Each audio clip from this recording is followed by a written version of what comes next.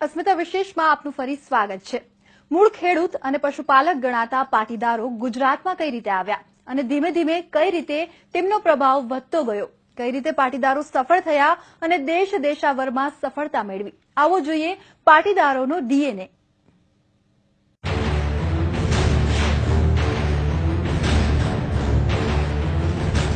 પાટીદાર જેણે પટ ધારણ કર્યો તે કહેવાયા પાટીદાર।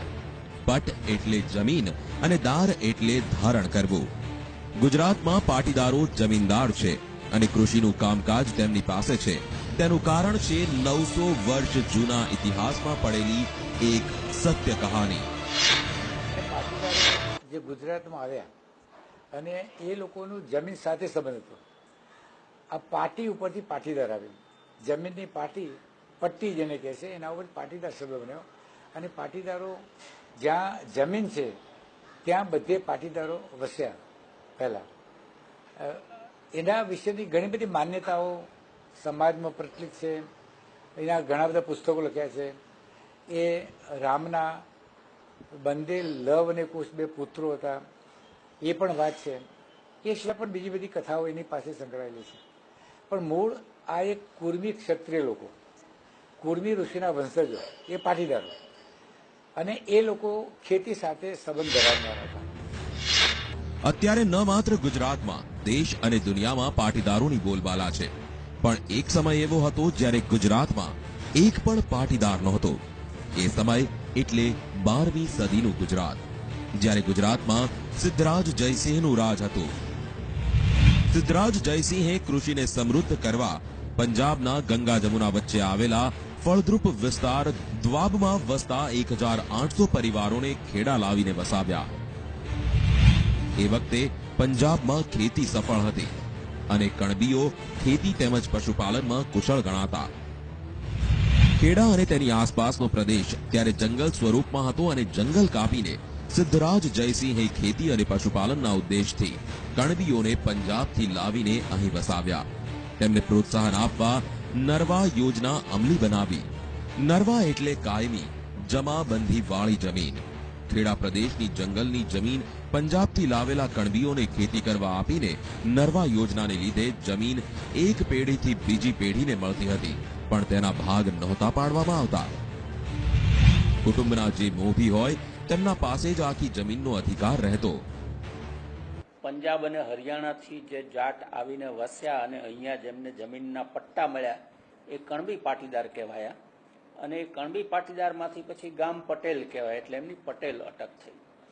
ગુજરાતમાં જે પાટીદારો આવીને વસ્યા છે તેમાં લેવા, કડવા, આંજણા અને કચ્છી એમ 4 મુખ્ય છે। પછી નાના નાના બીજા મતિયા વગેરે પ્રકારો છે, પણ એમાં ખાસ કરીને ખેડાના પાટીદારો સિંચાઈને કારણે પહેલેથી આગળ એ આવ્યા પંજાબ તરફથી આ બાજુ અને સમગ્ર ગુજરાતમાં ફેલાઈ ગયા।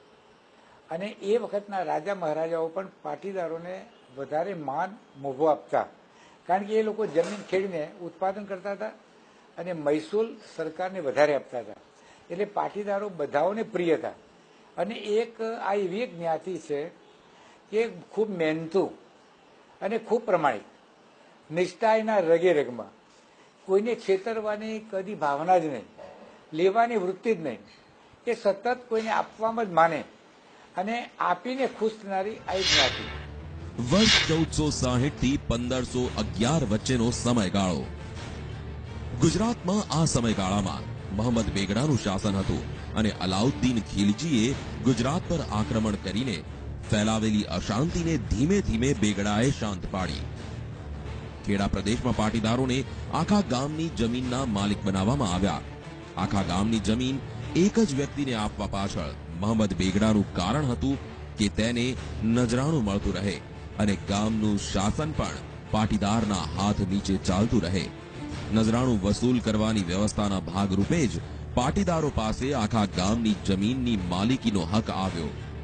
આ વ્યવસ્થા જળવાઈ રહે તે માટે ગામના પાટીદારને પોલીસ રાખવાના કેટલાક અધિકાર આપવામાં આવ્યા। ત્યારથી પોલીસ અને પોલીસ પટેલ શબ્દ પ્રચલિત થયો।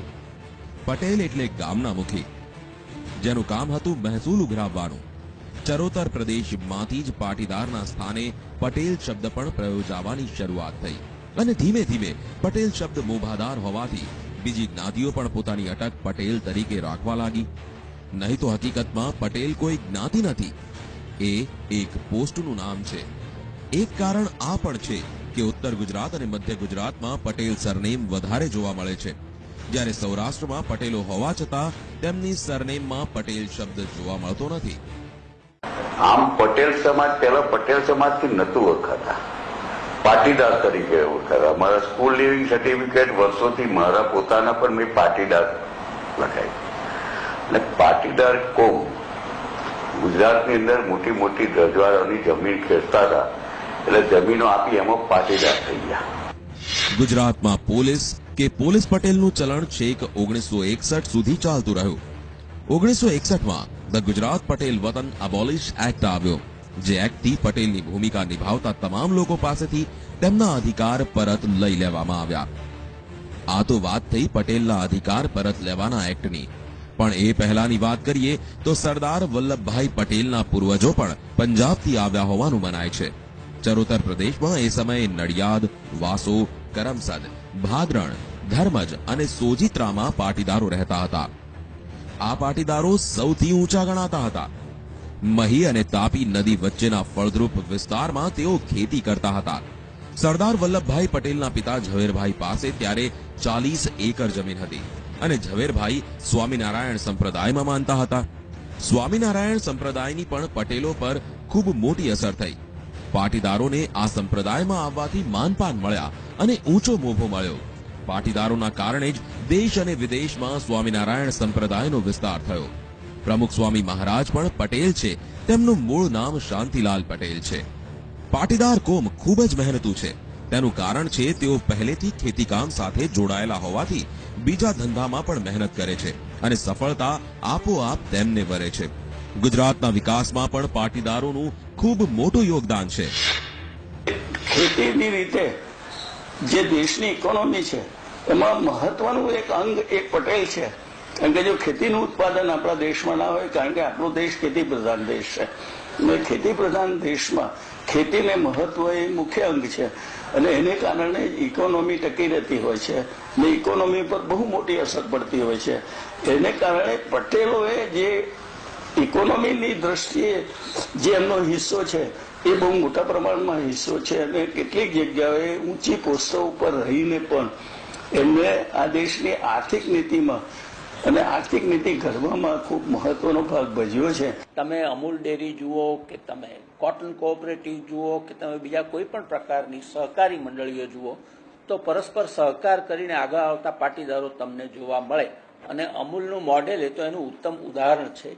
એટલે પરસ્પર યુદ્ધ કરવાને બદલે પરસ્પર મદદ કરીને આગળ કેમ આવવું તેવા સહકારના મૂલ્યો પાટીદારોમાં પહેલેથી જ હતા અને આ સહકારના મૂલ્ય એમને ખૂબ જ આગળ લાવ્યા છે.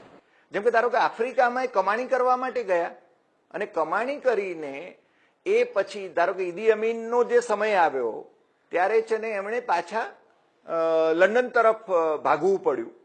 યુરોપમાં પણ ખૂબ પ્રમાણમાં પટેલો છે, આફ્રિકામાં પણ ખૂબ પ્રમાણમાં પટેલો છે. ધારો કે કચ્છની વાત કરીએ તો કચ્છના પટેલો એ આફ્રિકામાં ખૂબ છે, આફ્રિકાના દેશોની અંદર. અમેરિકાની અંદર આપણને ચરોતરના પટેલો વધારે દેખાશે અથવા તો મહેસાણાના પટેલો.